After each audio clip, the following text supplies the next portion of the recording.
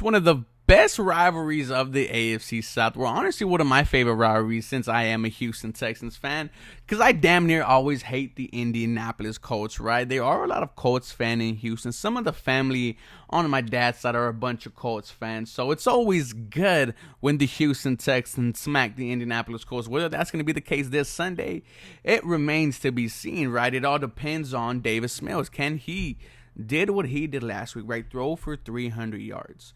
3 touchdowns, no interceptions, had the offense in control, was able to convert on multiple third and longs, was able to convert on fourth down, multiple times because, the kicking situation, made us do all that. And he did a great job.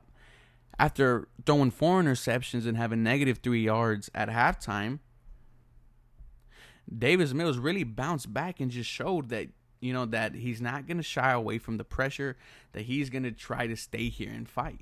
Now, he's going to have to go against a damn good defense, from the Colts, led by Darius Leonard, DeForest Buckner, and then, one of the best corners, I think, still, Xavier Rhodes, someone who I wanted the Houston Texans, to really pick up last year.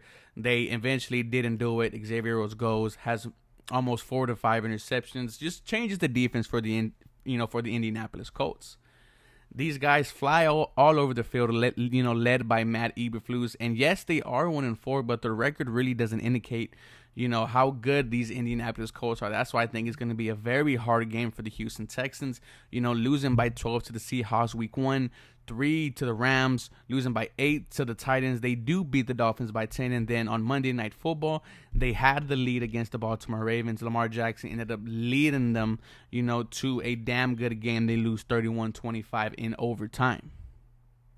Watching that game, how the Baltimore Ravens came back, they utilized their running backs.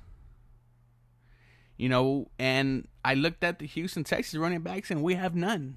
Mark Ingram hasn't showed, that he could get it done. Phillip Lindsay has been one of the biggest disappointments of one of the off-season, signings. I really thought he could be a 1,000-yard guy. He hasn't even cracked 30 in one game. So one of these running backs needs to step up. I always ask for, Scotty Phillips. We need to see this kid play. He made the practice squad last year. He made it this year. There's obviously a reason. We need to see the young guys come out, right? We need to see young talent. Scotty Phillips is just someone that I want the Houston Texans, to use, right? Let's see what he has. Can he be a franchise running back? We don't know yet until we find out. Someone else, coming in now who hopefully might play, against the Colts is Nico Collins. Nico Collins is going to be one of the only reasons why I continue to watch the Houston Texans, because I think he could be a number 1 wide receiver, right, for the Houston Texans. 6'4", great speed, good hands. They're all going to be available. Hopefully, Danny Amendola comes back.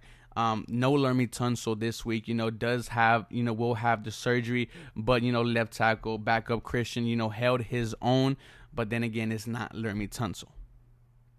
So the offense is going to have its fair struggles. So is Tim Kelly himself. Matt Eberflus is still a damn good defensive coordinator for Indy.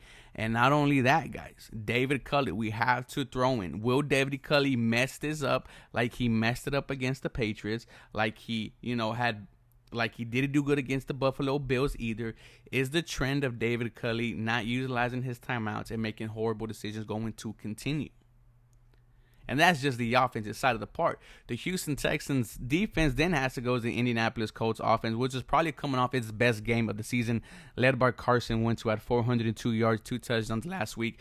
Jonathan Taylor, if you own Jonathan Taylor in fantasy football, which I did, you were absolutely stoked.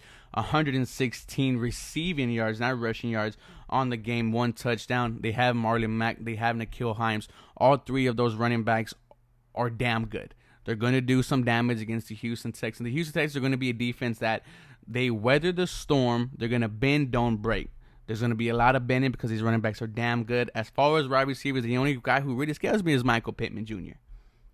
Dude out of USC, another wide receiver I wanted the Texans to take a look at a couple years ago in the draft. Big body. I believe he had 1,000 yards or close to it last year. He's going to be a huge contributor. They have Jack Doyle. They have Mo Alley Cox. Very good underrated tight ends in this league. This is going to be an interesting game for the Houston Texans because, like I said, they're 1-4. The Colts are 1-4, right? But the 4 losses are from damn good teams, and you really, lost by a touchdown or less. Houston Texans, they get shut out against the Bills.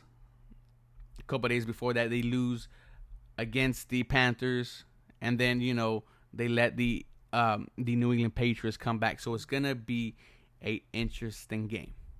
Can the Houston Texans find it out of them ways, get out of the slump they're in and finally win a game? Or are they going to continue the trend that they're on and lose games?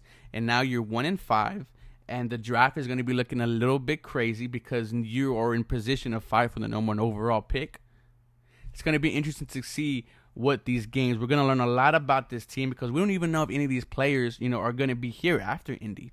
We know Lonnie Johnson is in talks about being traded. Like I said, Laramie Tunsil is having surgery. So who knows if they're going to start shutting down the veterans after a loss like 1-5. We do know these veterans don't like to lose. A lot of these guys are on 1-year contracts. So a lot of these guys just want to win. So a lot could happen after this game. But let me know what you guys think, guys. As always, go Houston Texans. You have a blessed day.